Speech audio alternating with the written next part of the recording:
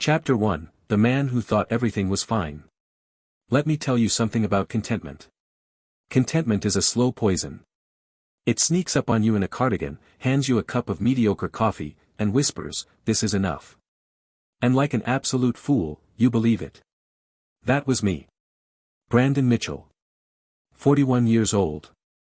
Owner of Northbridge Solutions, a mid-sized consulting firm with 17 employees, a decent client roster, and a break room that perpetually smelled of someone else's reheated fish. I had a house in a quiet suburb, a Volvo I was quietly embarrassed about, and a marriage that had settled into the comfortable numbness of old furniture, not broken, but nothing you'd brag about either. 12 years. Lauren and I had been married 12 years. And somewhere around year 8, we had quietly, mutually, and without any formal announcement, stopped being husband and wife and started being very polite roommates who occasionally made eye contact over dinner. I told myself this was normal.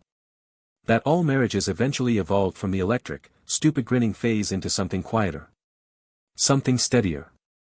I had read enough think pieces to know the word for it, companionate love. Which, I now understand, is just what people say instead of, "We tolerate each other with remarkable civility." My days had a structure I could set a clock to. 6:30 alarm. Coffee, black, always black, because I had decided somewhere in my mid-30s that this was a personality trait worth cultivating. A 40-minute commute. 8 hours of spreadsheets, client calls, and the low-grade existential dread that comes from managing payroll. Home by 7. Dinner, which Lauren prepared with the enthusiasm of someone completing a court-mandated community service. And then the couch, the television, and the long comfortable silence of two people who had run out of new things to say approximately 4 years ago. Marriage KPI Review, Q3, Communication, 3/10. Romance, under maintenance. Spontaneity, see previous quarter. Overall assessment, stable. I actually thought that, once. In those exact terms. I was a businessman. I processed everything as a metric. The problem, and I use that word generously, because at the time I didn't even recognize it as a problem, was Caleb Foster. Caleb was my business partner. Had been for 6 years. We had built Northbridge together from a 2-desk operation above a dry cleaner to something that, on paper at least, looked like a real company. He was charming in that effortless way that made you suspect he had practiced it. Good-looking in a way that seemed unfair for a man who worked in B2B consulting. He laughed too easily and talked too smoothly, and somewhere along the way, he had started showing up at my house for dinner. At first it was logistics. Work ran late. There was food. He stayed. Perfectly reasonable. 2 colleagues eating pasta and talking about Q4 projections. Nothing suspicious about that. Except then it became every other week. And then every week. And then he had a preferred spot at my dining table, not his spot, technically, but a spot that had somehow, through some silent gravitational negotiation I had not been consulted on, become his. I noticed things. Small things.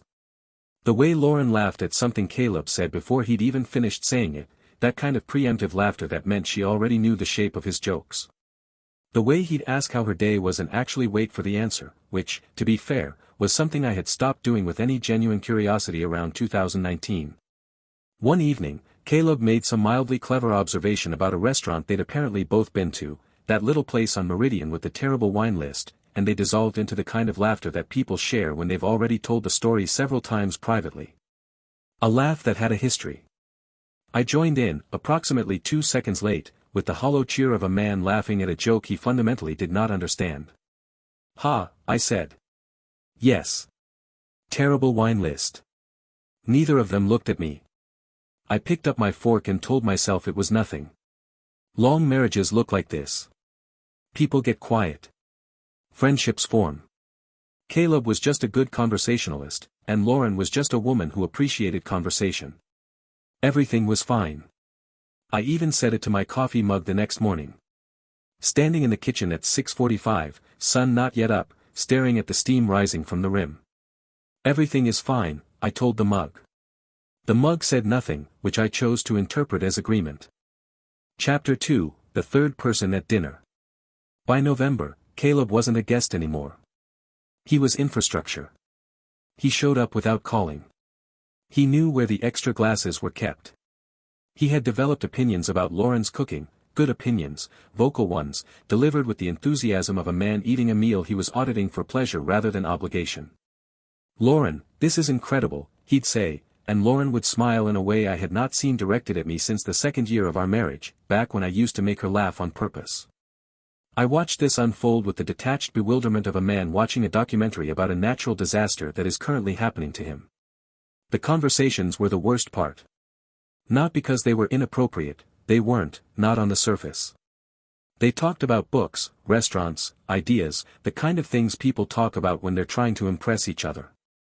But the texture of those conversations was wrong. There was a warmth in them, a rhythm, an ease that excluded me as thoroughly as a locked door.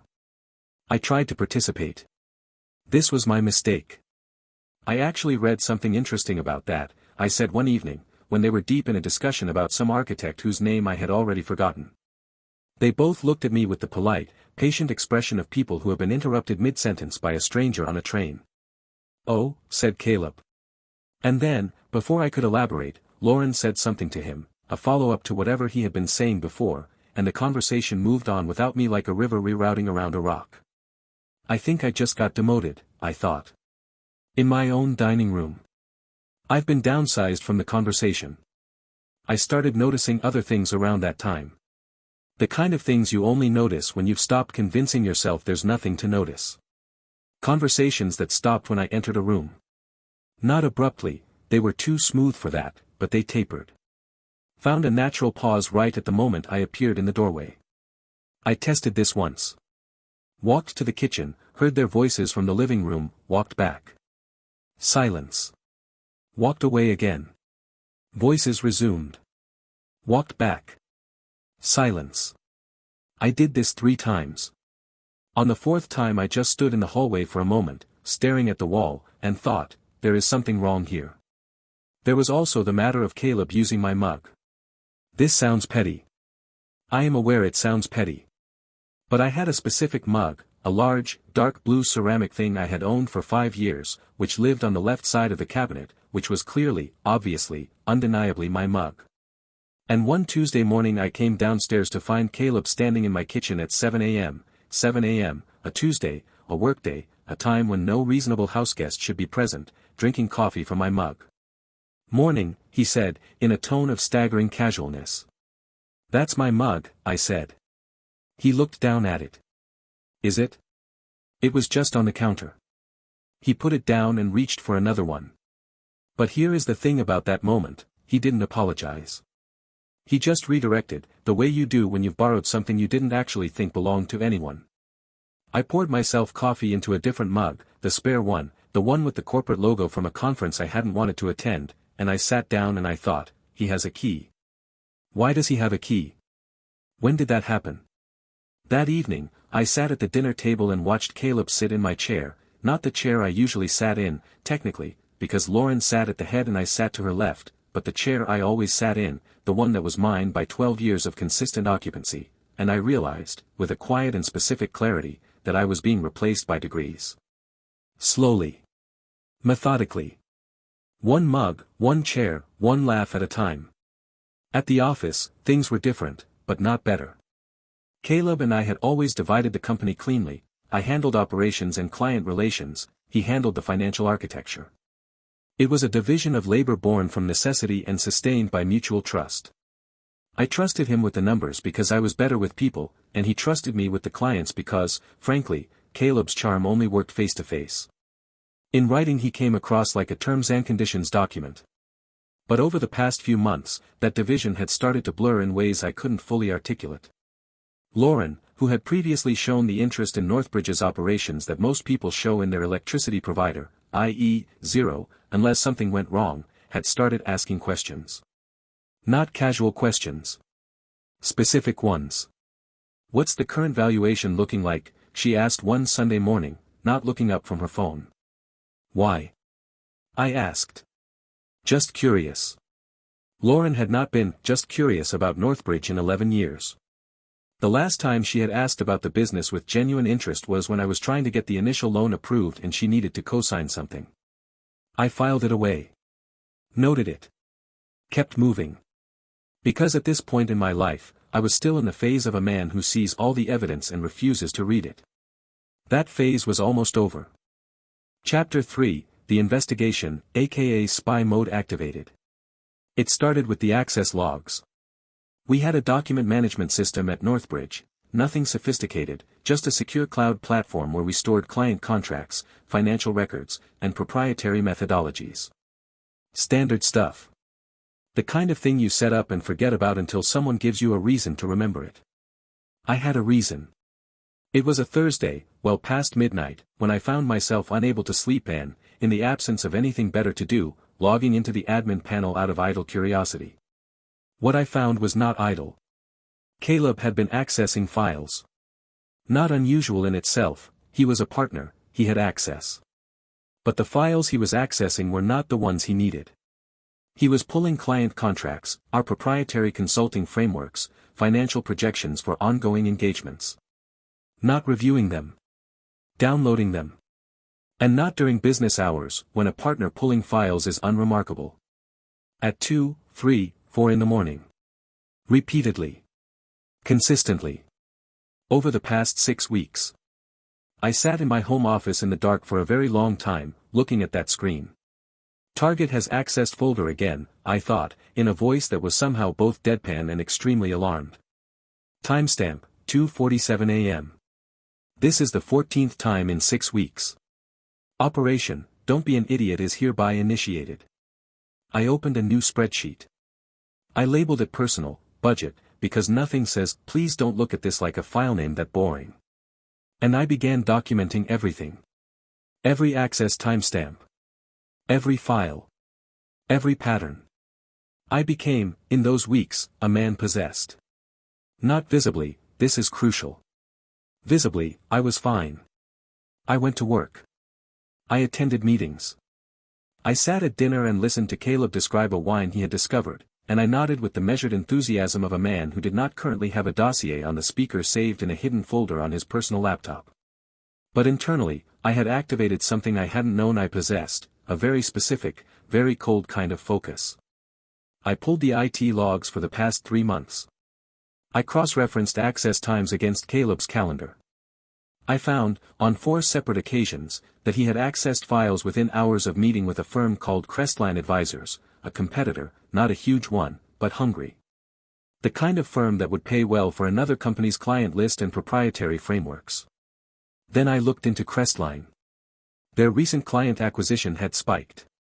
3 new accounts in the past quarter, all in sectors where Northbridge had existing clients. The kind of coincidence that stops being a coincidence when you lay it next to everything else. I also, in what I would describe as a moment of investigative overkill, strung a piece of red thread across my home office between index cards. I stared at it for a full minute, realized that this was insane, took it down, and then put it back up because it was actually helping me think. The picture that emerged was not complicated. Caleb was building something. He was copying our intellectual property, our client relationships, our methodologies, probably planning to either sell them to Crestline or use them to launch something of his own. And he was, in all likelihood, planning to do this around the same time Lauren executed whatever she was planning. This was not an affair with some separate corporate malfeasance happening coincidentally nearby. This was coordinated. Lauren asking about the company valuation wasn't curiosity, it was reconnaissance. The dinner conversations, the questions about clients, the slowly increasing access, it was all pointing toward the same outcome. They were going to take the company. Through the divorce settlement. Lauren would claim half of Northbridge as a marital asset. Caleb would have already gutted it of its most valuable intellectual property. Whatever shell remained would be divided between them, and Brandon Mitchell would be left holding a company-shaped container with nothing inside it. I sat back in my chair and looked at the red string. Ha, I said to myself. And then, okay. Fine. Let's play. Chapter 4, The Counterattack. The first thing I did was call David Osei. David was Northbridge's corporate attorney, a quiet, careful man who communicated primarily through long pauses and the occasional significant eyebrow raise.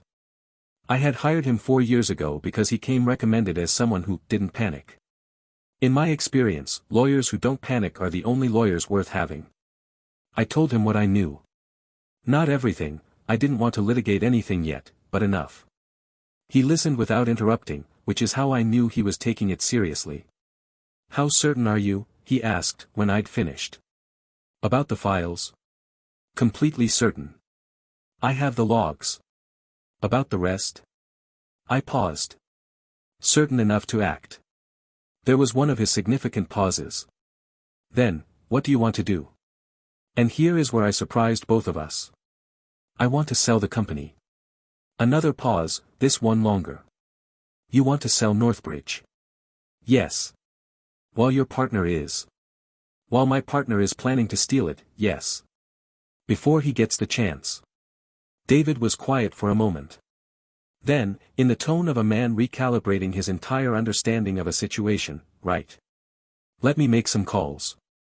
Summit Ridge Industries had been circling Northbridge for 2 years. They were a larger consultancy, growing through acquisition, and they had made informal overtures twice before, once in a hallway at a conference, once through a mutual contact with the subtlety of a blimp. Both times I had declined. The company was mine. I'd built it. Sentimentality is an expensive habit, but it was mine. I called Marcus Webb at Summit Ridge on a Monday morning. "I want to revisit the acquisition conversation," I said.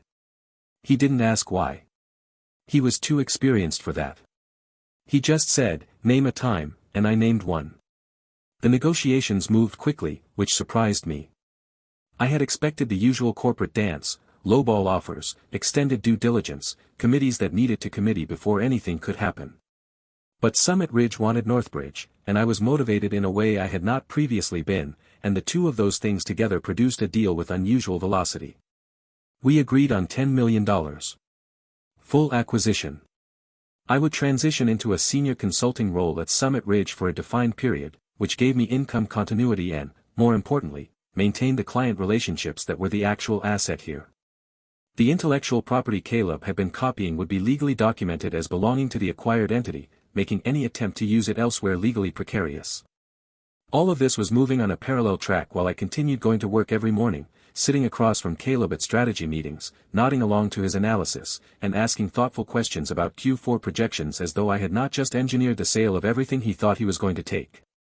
This was, I will admit, one of the more enjoyable periods of my professional life. I signed the preliminary documents on a Wednesday.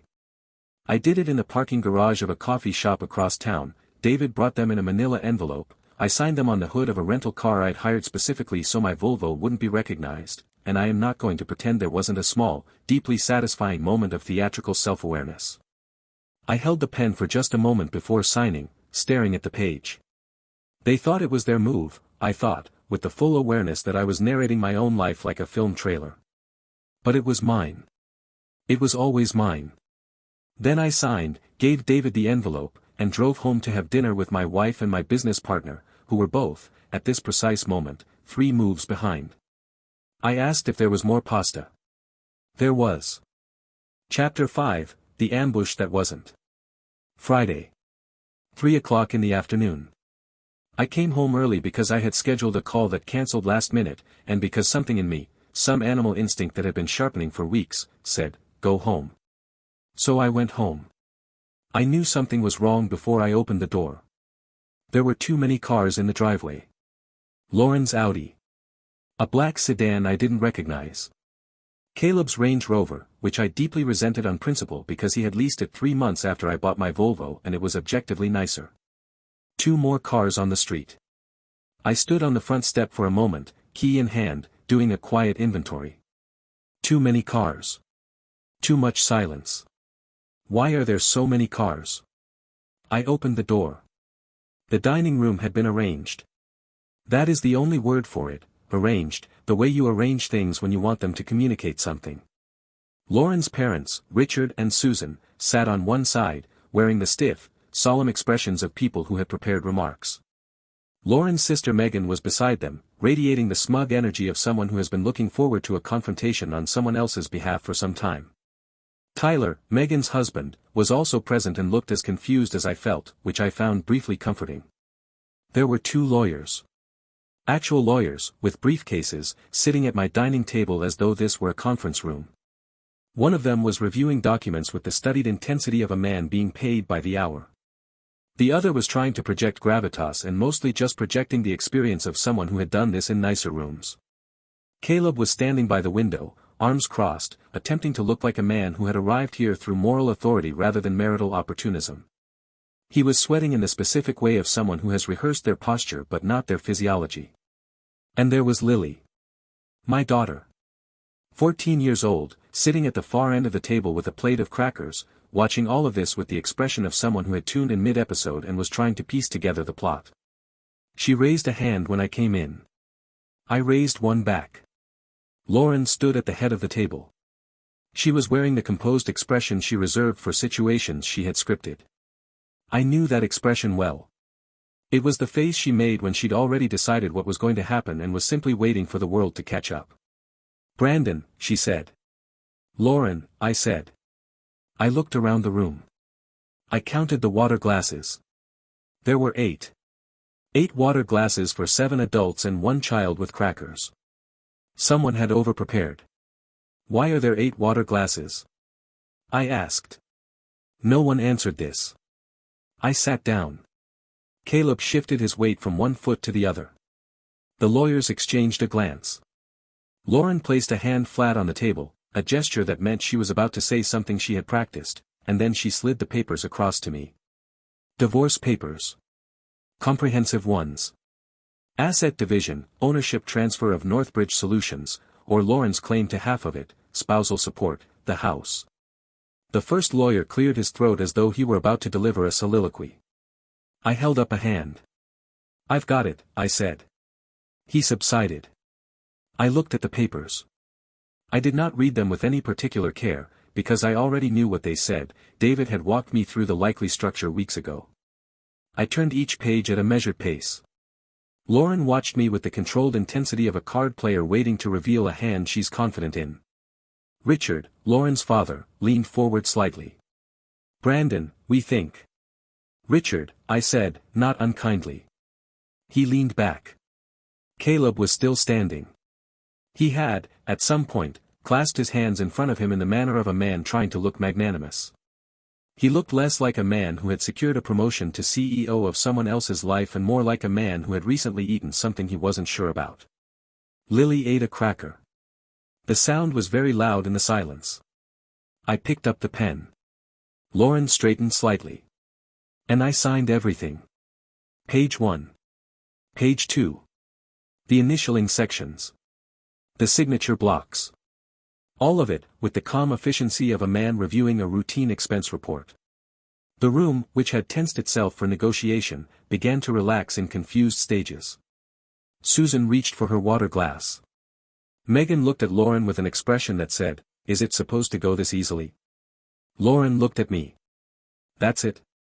"Seems like it," I said. Caleb actually smiled. A real one, briefly, before he caught himself and put it back in whatever drawer he'd retrieved it from.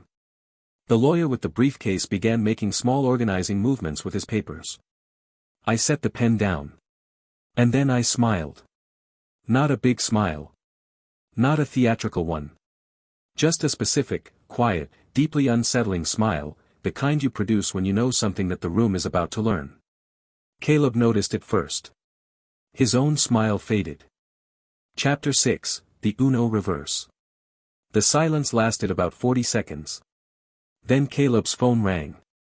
He glanced at it, a reflex, and answered, because the number was from his office and it was Friday afternoon and loose ends. "Yeah," he said, in the casual tone of a man who believed his afternoon was winding down pleasantly. I watched his face. The color left it in stages. First the easy confidence drained away. Then the color behind that.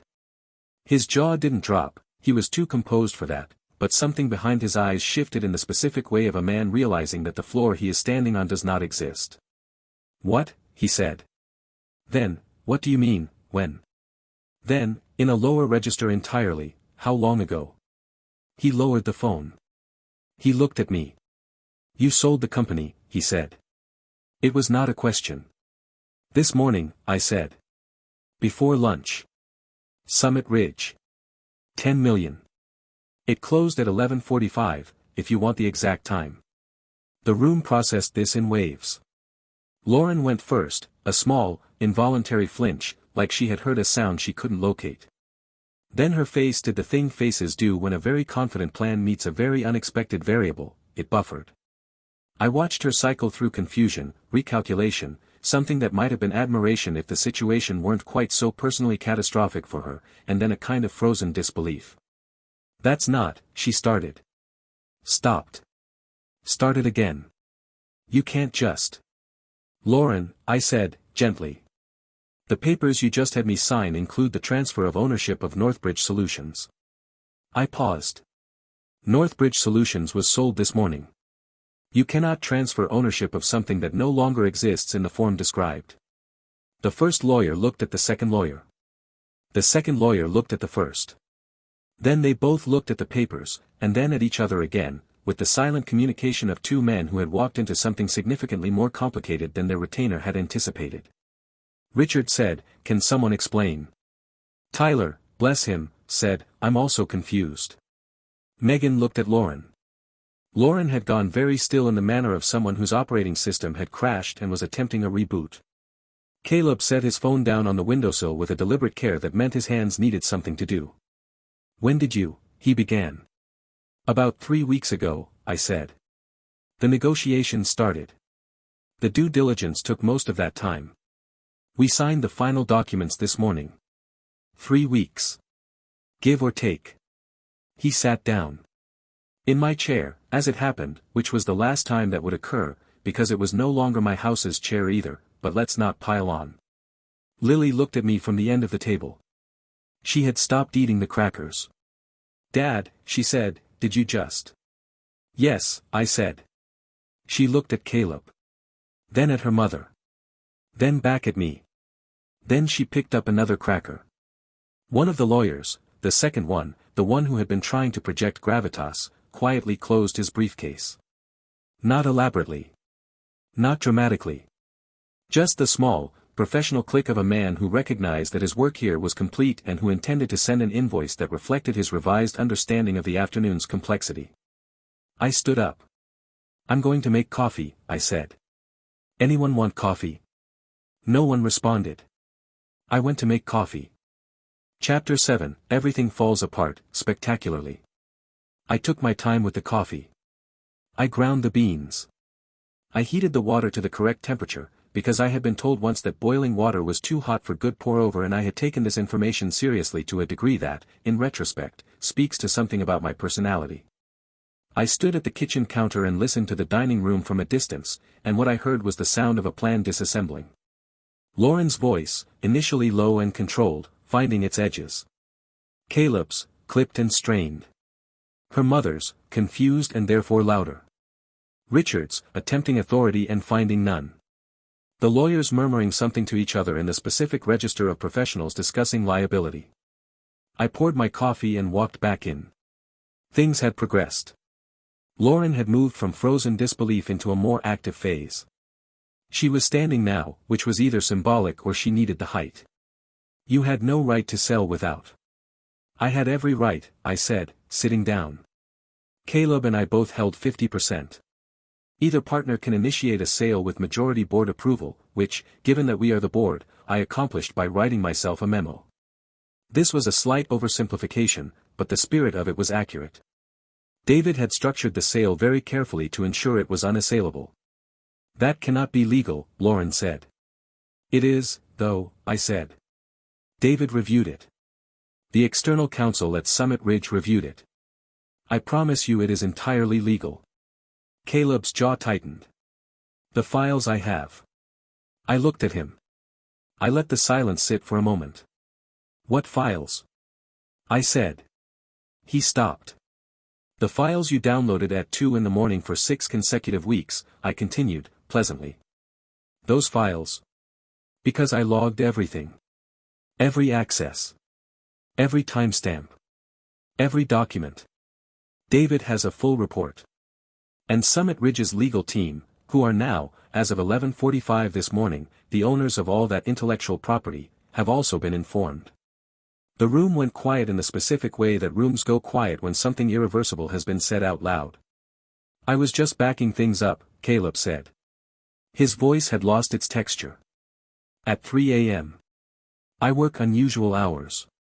14 times in 6 weeks. Always the same categories of files.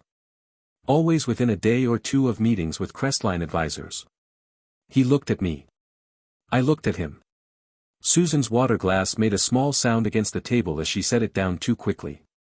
Megan said, with the misplaced optimism of someone who had been confidently wrong for the entire afternoon, is there a way to just undo all of this? Which part? I asked. She didn't answer, which was sensible, because there was genuinely no good answer to that question. Tyler, whose sole contribution to the afternoon had been looking confused, looked at Caleb and then at me and then at the ceiling, as though requesting structural advice from the architecture. The first lawyer had been packing his briefcase for approximately 15 minutes at this point, doing it very slowly so as to remain in the room but ensuring that his exit was always imminent. Richard cleared his throat. Brandon, I think we should. Richard, I said, you are a good man and I have always respected you. But whatever you are about to say, I would encourage you to consider whether this is the moment. He considered it. He decided it wasn't. Caleb stood up. He was trying to reassemble himself, I could see it, the effort of putting composure back on like a coat he'd misplaced. He was not entirely successful. I'll be speaking to my own attorney. That's wise, I said. You'll want someone good. The documentation I have is substantial. He left. Not dramatically, he was too practiced for that, but he left, and the quality of the room changed when he did, as rooms do when the person who has been making everyone uncomfortable removes themselves. Lauren sat down. She looked at the signed papers on the table between us. The papers that had felt, 40 minutes ago, like a closing argument, and which now looked like an artifact from a plan that had aged very quickly. Lily ate her last cracker. She looked at her mother, then at me, then at the now absent chair where Caleb had been sitting. So, she said, are we doing pizza or? Yes, I said. We are definitely doing pizza. Chapter 8, The Aftermath, and the Delusion. Time has a way of flattening things. The divorce went through in the spring, 3 months after that Friday, which is fast by most standards, but we had, by that point, an unusual amount of mutual motivation to resolve things quickly. The house went to Lauren in the settlement, which I didn't fight. I had been looking at apartments anyway, and there is something to be said for living in a space that doesn't have the accumulated atmosphere of a marriage that had quietly expired 2 years before anyone acknowledged it. I took a flat near the river. Small by comparison. Quiet. It had good light in the mornings, which was something I had not thought to value before and now found I valued enormously. My consulting role at Summit Ridge began in April. Different kind of work, less ownership, more collaboration, a distinction I had feared and found, in practice, surprisingly relieving. I was good at the work. I had always been good at the work. The company had been a container for the work, and now it was someone else's container, and the work continued. I bought a new mug. A specific one, chosen carefully, kept on the left side of the cabinet. No one used it but me. Caleb's situation resolved itself in the manner of things that are left with no good options. The misconduct report was referred to the appropriate licensing body, which conducted its own investigation and reached its own conclusions on a timeline I was not involved in but was kept informed of. His professional standing, which had always been built on the particular kind of confidence that doesn't survive scrutiny, did not survive scrutiny. I heard through mutual contacts that he left the city by summer. Someone said he was doing independent work somewhere else, under a different structure. I did not look into it further. He wasn't my problem anymore, and had, in some technical sense, never been anything other than a problem that had taken me 12 years to fully identify. Crestline Advisors received a letter from Summit Ridge's legal team in March. I was not copied on it, but I was told it was a thorough letter. Lauren, by all accounts I received secondhand and mostly through Lily, had moved into a smaller apartment on the east side of the city. She had taken a position with a retail company, something in operations, I was told, which was actually a reasonable fit for someone with her organizational instincts. She had not, from what I could gather, adjusted her interior narrative to reflect the exterior facts. Lily told me, with the flat reporting style of a teenager who had processed her parents' divorce with impressive pragmatism, that her mother referred to the whole thing as starting fresh. That she had decorated the new apartment with things she described as finally mine. That she had taken up running, which was new, and was apparently telling people about it at considerable length. "She seems fine," Lily said one evening, with the diplomatic neutrality of someone who has decided to love two people without choosing between them. "Good," I said. And I meant it, more or less. Genuine malice requires more energy than I had available.